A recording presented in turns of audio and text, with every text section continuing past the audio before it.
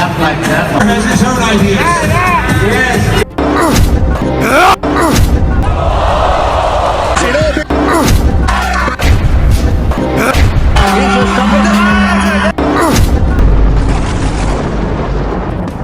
Isa sa inaabangan ngayon ng mga Pinoy boxing fans ang former WBC featherweight champion na si Mark Magnifico Magsayo na tubong Tagbilaran City, Bohol at ngayon ay nakatira na sa Valencia, California, United States. Nakasalukuyang rank number 3 sa WBC, rank number 4 sa WBO, rank number 5 sa EBF at rank number 6 sa WBA. Matapos makuha ni Magsayo ang 13 na magkakasunod na panalo, grabe, matibay itong business na siya. Beautiful right hand. Ang ganda ng referee. kung saan ang pinakahuli ay laban sa tatlong magkakasunod na Mexican boxers na sina Rafael Reyes,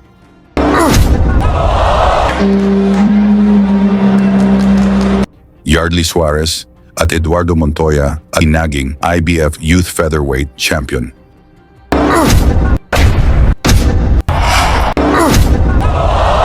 Isang matapang na Mexican boxer ang dumayo sa Pilipinas upang makabawi. Hindi raw ito natatakot kay Magsayo dahil bumiktima na rin siya ng tatlong magagaling na Pinoy na sina Drian Francisco, Rolly Lunas at Ray Perez. Ito ay si Chris Avalos na alias Hitman dahil sa lakas ng kanyang mga suntok. At may kartadang 27 na panalo and at 20 dito ay sa pamamagitan ng knockout. At isang WBO North American Super Bantamweight at WBO Intercontinental Super Bantamweight Champion at lumaban na sa isang World Championship. Kaya't malaking pagsubok ito para sa batang si Magsayo. Halika mga boxing fans ating panoorin kung paano nakabawi si Magsayo mula sa pagbagsak sa round 3 at tinapos ang Mexican sa round 6.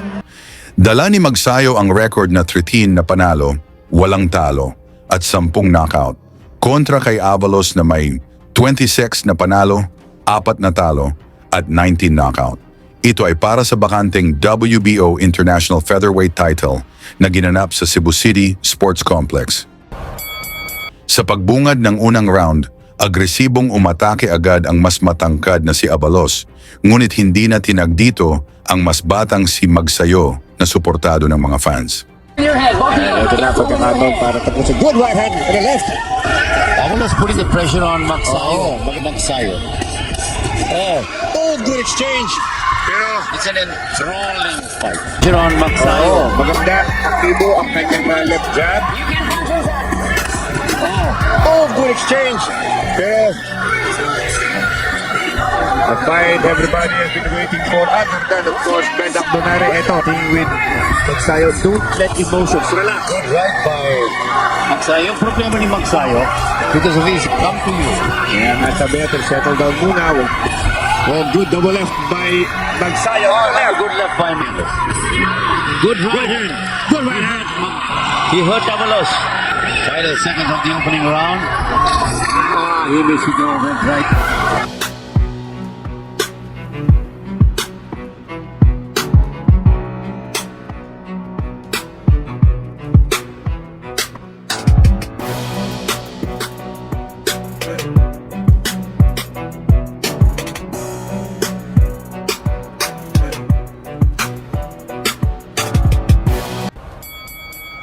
Sa round 2, tumama na ang malalakas na suntok ni Magsayo at nasaktan nito si Avalos.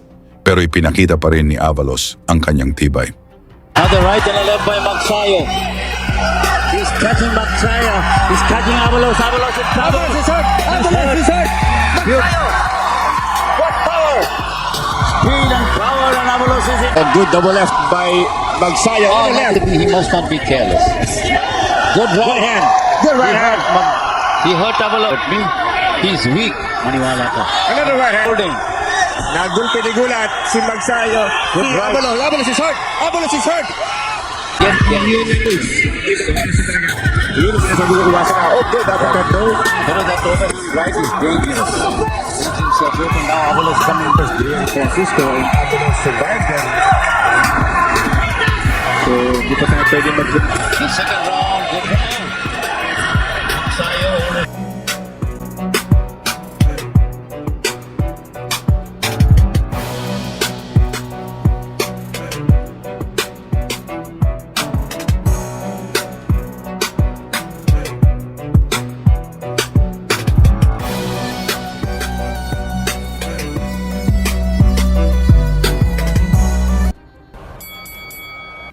Tuloy ang aksyon dito sa ikatlong round, kung saan nakarecover na at umatake si Avalos. Lalo na yung overhand. Effort by Magsayo. The overhand right. Easy mo man in the head. Easy mo pa.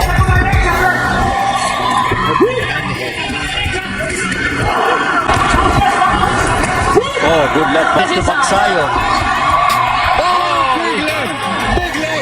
Mula sa malalakas na kaliwa ni Avalos, bumagsak si Magsayo, ngunit agad siyang tumayo at lumaban.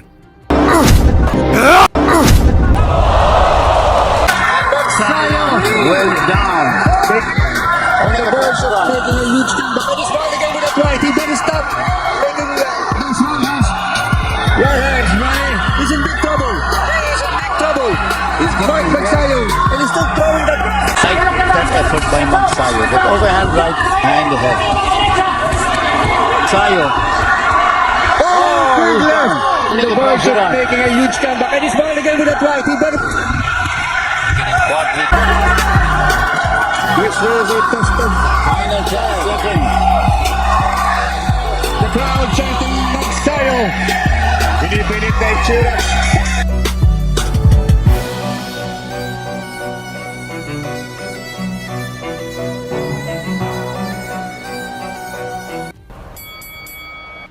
Sa round 4, patuloy ang pag-atake ni Avalos, ngunit bumabawi na rin si Magsayo.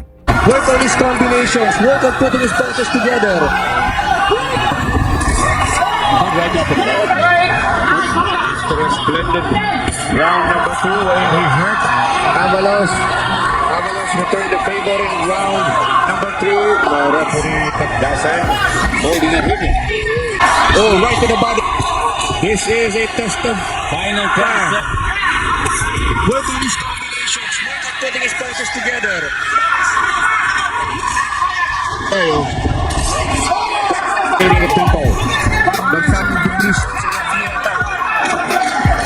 Final 10 seconds.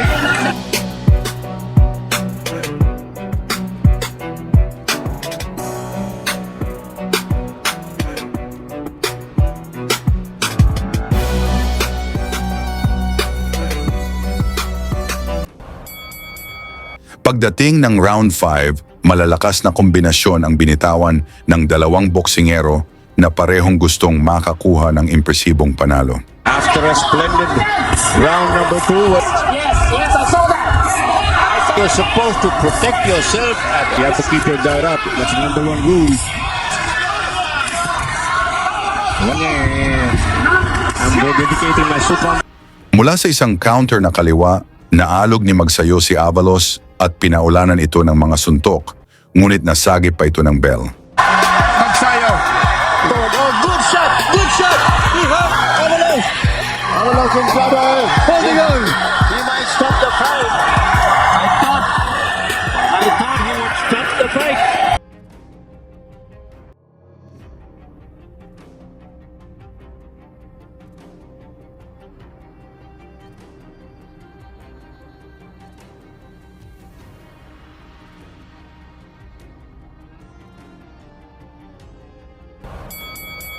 He's in big trouble.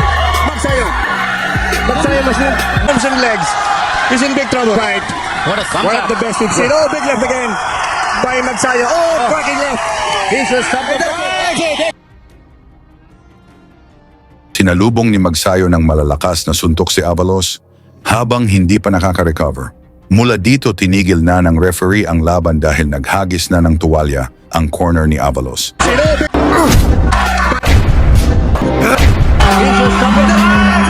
Sa inyo namang palagay mag-world champion pa kaya ulit si Magsayo sa super featherweight division?